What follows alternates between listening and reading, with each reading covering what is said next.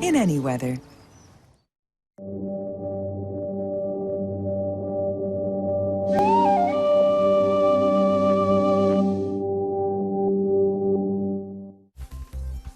We're get fáilte Nuacht TG4 go Nuacht agus sport an lei. Seo iad na príomhscealta de Mát. Commissioner na Gardaí, Martin Callan IDS a fost faoi chunspóid na sceithearí Gardaí.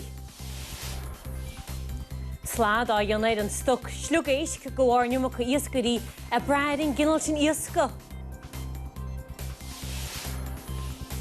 Agus phobal nó áireach Mheireacha am Agóid son cheart tangan phobal na Ghaeilge gnéirin.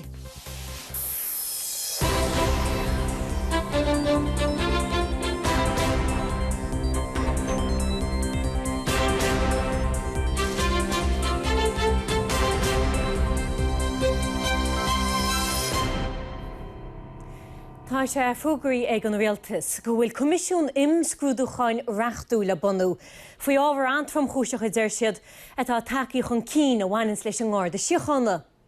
Go bhór cás lí atá bun faoi láthid, fuair an bhfuiltas amach go bhfuil taifeada á dhéanna ar leichannaí goháin ag líon mór stáisiún Gardaí. Maidin, tháinig an scéala go bhfuil commissioner na Gardaí Martin Callan héis IDS efig.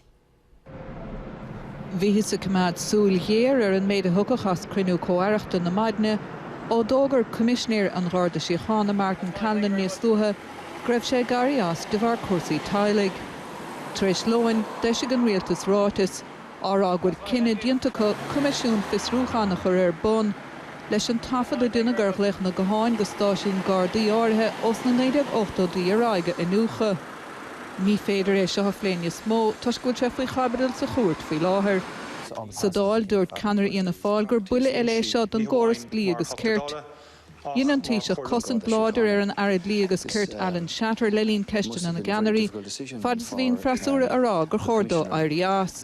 Ó thaobh an comisiún fisrúcháin nuanis, an ceistáiríonn sé sinas cad a thaobh ná chuide an rialtas a le héad de fisrúcháin ar siúil an céad lá nuair a tháinig na céad líomhaintí chun tosaigh mar gheall ar cuasaí a bhí mícheart amachchas amach. Níl a spring falls mar níl an rialtas tréis se léir doing cén uair a tháinig sétan ar ólas, cén fo gur stop sé. In an sin fáiltíonn muid réamh comisiún fisrúcháin bheith bunathe agus asúlagan meid siad an tachtar an ólas faoi seo go cuis a sciopig. But ardíonn sé ceist an raibh an ólas seo ag an commissioner Gardaí Martin Callan agus an sin fágur áirigh sé as. Beag na pointí pianóis faoi chabadal sa dáil ríis déir daoin, nuair a dhéann for tuarascail chiagaireacht an Garda Síochána a phlé. Sorach ní riad an Nuacht TG4 Átha Cliath. Biléin is ráscóirt a cainteigh Martin Callan san Garda Síochána. Capú in na commissioner ar amnúcháin an airad líos cuirt ag an nám Dermot Ahern. Tá sé san effic sin ó 2010. Nar a capú Martin Callan an a commissioner Gardaí 2010 bhí dúlhain iachra le saoúige chéalaí an coscarcaíochta a grú léadú le Januar lín omlan na Gardaí ón lín a bó a bhí réo san orsa ceir a bhí go mBaile. Cainniú an commissioner Ghaeilge fasta is an ilimod stáisiún bheag Gardaí ar fud a stáit a ghridim. Bhí taithí léhead agus na Gardaí ó bhí 1963 idir Isrúchan agus Bhainisteacht agus níl mar an bhanagaí an san orsa nach rú bunte go látha. Bhí sé gcónaí leidir a cosint an orsa agus taisanis grú achran le fada idir a hain agus an comisiún ombudsmans na Gardaí, conspáid a hanig chun na bair siiribh coppla míohain nar a léiríú gróthas a genú farachas ar ofiig an ombudsman sin. Lean conspáid a linn sin, conspáid na sceithearí a thug álas fehí úsáid ar choras na buntí Pinois, conspáid rangadeach a haring aird fibrí ar chaidrú an commissionere leis a rialtas, agus leisc álas a thar 10 gram glacu le hálas ó bherta na sceithearí sin. Agus an sin, hanig an réitis ag cóchaiste ireachtas a chur jeú le na rémas mar commissioner beidir ompur déisteanach a thug sé scéithú álas fan na Gardaí. Frankly, I think it's quite disgusting. On a personal level, I think it's quite disgusting. An 1983 an nuairna ha géirí commissioner na Gardaí a Suffolk be sin Patrick McLaughlin in é scanal fa hafadú rúnda. Maidir le Martin Callan fágan a IRS go bhfuil áras sanis fa aontacht a chóréaltas agus fiomhhain fa aontacht na bartíí chóréaltas a bhíana sin na gonspáidí le tamil. Eile bhómanachan Nuacht TG4. Agus lumanis ón ar stúdio Átha Cliath a Canada íonna fáil mBéal Martin fáilte rút a heachta. Inis chum tá Commissioner na Ngáirdaí Martin Callan héis aidí as a fost. Céir a ceart gon Alan Chatter íonna is bhhailíb gon aideach se as a fost freisin? Ní léon áras armach go gaithigh Alan Chatter aidí as a fost. Is dochreite an méad atáid tarlú sús go dtíon lá tanmhan. Agus an go háirithe mar leis an scéal nua. Dinint an rialtas inómh agus an tíiseach mar leis an choras tafachtach go na scéal a bhí leistigh ifig na gáirí ar fud na tíre. Is léir an níos dúirt an rialtas inómh go rud nua ar fad é sin ar raibh eolas acu faoin choras seo in éair. Ach an níos is léir ón tóras-scála fóramór an ifig an ombudsman go raibh cás i Bort Láirige i mí an bheithimh mBaile sa trídeag agus san tóras-scáil sin tá tagart ag an ombudsman don choras tafaide sin. So bhí é sé cácar é sé ann agus dúirt an ombudsman leis an commissionéir beidir go mbeidh fáin ar macht na bhí dhéanamh ar an gcóras sin. No, faoin 8,2005 caig an ombudsman an tóras-scáil sin a thabhairt an aire. So bhí é ag an aire Alan Chatter faoin gcóras seo. So ach an nuamh dúirt an tíiseach ling ní raibh bhil ag géine faoin gcóras seo. Agus sin éon fá go guridir comisiún reachtaíocht Má bhís ag an aire Chatter faoi seo. Céir an is tuisip sé géir dhéanana bhfuil sé geisteach í rún mí bhuiine a ris an aire Chatter. Is sadáil nó an bhhailsip go dtí cinúdi tá sé geisteach í an meach sé geisteach í rún mí bhuiine a ris an aire. Ar dúspáirde bhhaing ceisna a chur don tíiseach agus don aire agus freigraí a áil. Bhí sé dochreite is sadáil in nómh. Ní raibh éon seansa going. Ceisna chur don aire fiúháin mar leis an gimisionéir agus an fágad daireadh sé as. Ceisna chur chuig an aire mar leis na sceitheirí agus an aspa an aire éonáis leiscéal a thabhairt dóibh. Agus mar éon le sin den an scéal nua seo de ar dalmar a scéal nua dailte an rialtas an nua faoin gcóras tafaide. Ní rámar in áin in éair éon cheist a chuir. Dan aire in sa dáil. Is dochreite é sin. Agus gan áras am thóram sin is. Ní léon áras ach go gaithigh Alan Chatter aidí as. Ca mai deagalinn sin mBéal Martin gur maithad faoi hecht chun caintelín éiad an gláir tróna. Tá fáin. Agus lumanis freisin tá cuair agrií políocht an Irish Independent John Downing ó Háchlein. John, chola tú méid bhí lerán sin ag mBéal Martin. Ní sé siúd róhásta faoin na Comisiún Neas Blocha tá le bunú ag an rialtas. Agus déir se bhfuil ceisní go leor le freagart ag an aire Chatter faoi seo. Well, is léir go bhfuil agus díreach a féchant ar an ráis sa deisiigh an rialtas tránána ag 3 o'clock. Sa chéad líne dearann siad go bhfuil an fisrúcháin seo bunithe ar ólas trám cúiseach agus úr nua a tagtha cútha. Agus inis fémar a cholatú an sin ó mBéal Martin an áras faoi ar rud nua nó cécó nua atá an rud seo sa réimse sa saol poiblí. Freisin tá anna chuid ceisne le raigart ag an tara Chatter. Chola mé an tara airgeadis mBéal Michael Noonan a leirt níos luathe an sin agus dúirt sé go raibh ceisne le freagart ag an tara Chatter agus gur chóir dó rud é gin a rá faoin bert sceitheirí garda agus an rud atá ar hafada na dála. Beidir tá bhí sé tuairt leidir rám gur chóir don tara Chatter sin a cheartú. John, meas tú Alan Chatter ba se láirt sa dáil ar Easter dín a dúir se na cosa leis. Well, ní féidir bheith dearfach faoi éon rud ar choir be in neomh go háirithe ón méid atá táirlathe. Is léir go bhfuil fáin ard fáin ar an rialtas Alan Chatter a chimad mar airidrí agus cirt ach ní bheachas agat ag a buinte seo. Caimid fannacht agus fannacht cloisiint méid atá le ráige. Caimid fannacht a fearin scéal. John Downing tá máhuia chuid faoi bhelín tróna ar a gláir. Tá grúpa atá duna óna díochtaid iascarí beag chuisle gachaníar an rialtas golicí cead go iascarí beag an brodán fiáin na iascach a ríist.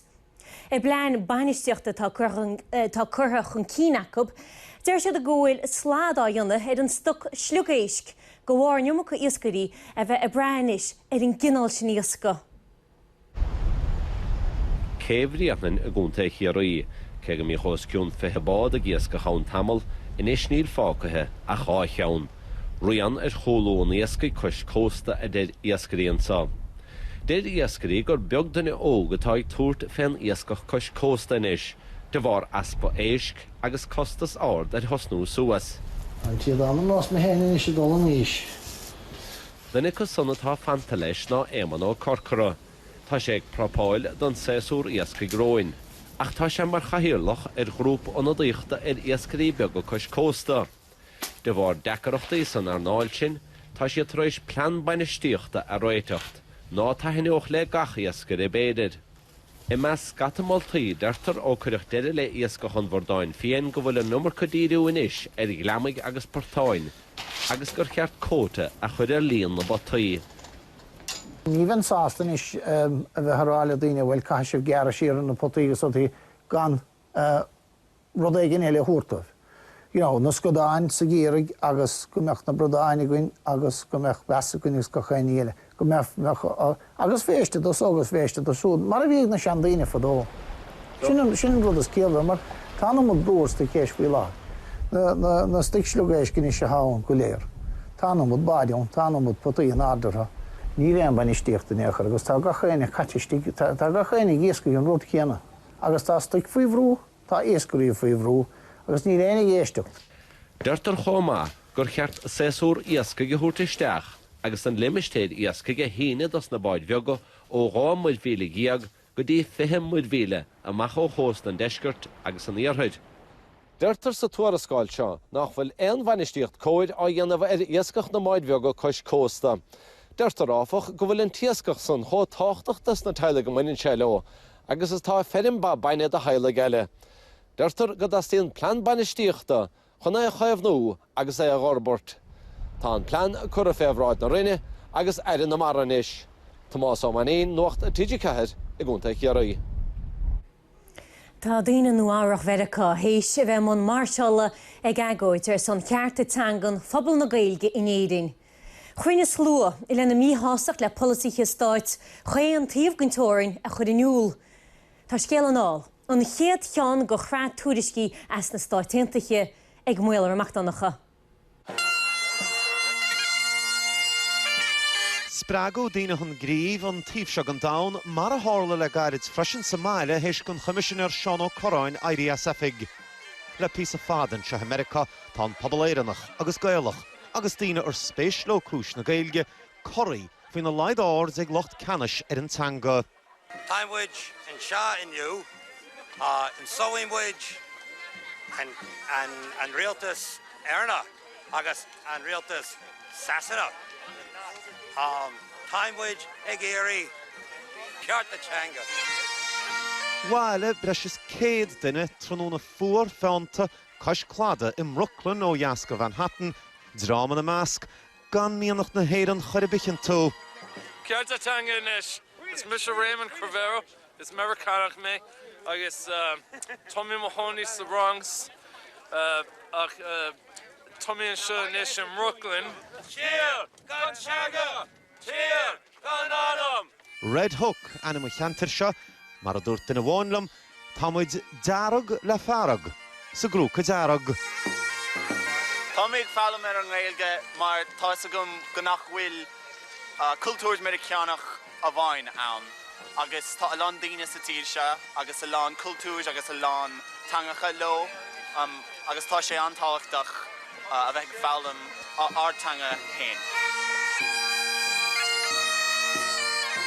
3,000 míle as an áit seo. Séir trasna na teiscinne móide atá a bhfuil fanpa gon Gaeltacht. Tá brínín sa tabar a gcónaí, i dtír chonneil, i gan Márta agus in iarthar daoinech. Ach Anuas an phobal agus misnigh atá chothú Átha Cliath, mBéal Feirste agus náiteach eile sa mBaile is údar beag iontais agus údar misnigh an chuisle atá preabadh an taobh an Atlantach freisin. Márta Nuacht TG4 Brooklyn. Sa bríomh chuid chothú le Cliath, chuirú tús le tríal Simon McGinley tríocha bliain gaiis a tá cúisí núnharú Eugene Gillespie 7 bliain trí scód ina heachcúnaí bhóthar an tanmharga is slígach I mBéal fóbhar 2012. Tá Simon McGinley a pléadal neamh chiantach an núnharú ach ciantach an núnargain. Dúrú sa bríomhchóirt chothú maidin gur denú ionsaí fíochmhar finisinéir gur ceanglí wé ina heachcónaithe, gur raibh sé I gcóma agus gur bhása sé de bhór an ionsaithe seo trí láin I dhiaidh. Tá Simon McGinley a pléadal neamh chiantach an núnharú Eugene Gillespie ach ciantach ina gúnargan, ciantach ina rabáil agus ciantach in é chuineáil in aige thola. Dúrú gur glí Simon McGinley ar na Gardaí le hinse chóp gur a fear ceanglí ina heach gargus stáisiú na Gardaí sligach ach dúrú gur istra na Gardaí an teach mícheart. Thug Paul Gillespie, níl le Eugene Gillespie, finis sa gcóirt ar maidin. Dúirte go neacha sé héin agus a Átha Brian is deach chuig teach Eugene go garad hééis sin níochlog tróna de híine an taobh lá fichiid go bhean fóbhar I 2012. Dúirte nach ra éon scéal pluisí géine bhaile gá lá. Dúirte go rá Eugene ina lí ar a híomh sa hala a lámh ceangailta go rá deacreachtaí aige anála hairint agus go rá foiil ar éidean agus ar a cholann. Dúirte go rá an chiisteanach curtha frína chéile agus go rá caithear briste an.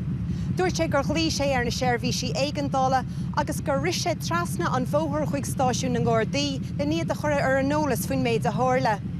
Dúrú sa gcóirt gur bléas go chin agus I dhiail briste agus gur bhása Eugene Gillespie le pneumónias na scábhóga.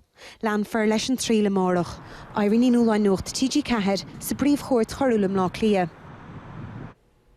Tá an teachta dála Nicky McFadden hééis bháis. Bliain le cushin leachéid a bhí si. Bhí si 10 ó 2012 leis an gálar níor an lúdarach. A thocra fannacht a gobad ina dáil cheantar an Longfort agus an Éirmhí. Tá na cuairlóirí goin chéadúr an 19 agus chuisí 6 seanad a 2007. Tá na teachta dála í a feabhra 2011. Sin bhfuil sa géad chuid gan chláir fós le heacht ar Nuacht TG4. Dúidir speisialta ón Gatalóin sa Spáin pléimiid ceismhór tá mBéal an phobal sin, ceist an neas bleachais. Sin agus neartile héis an bhríse fógachta.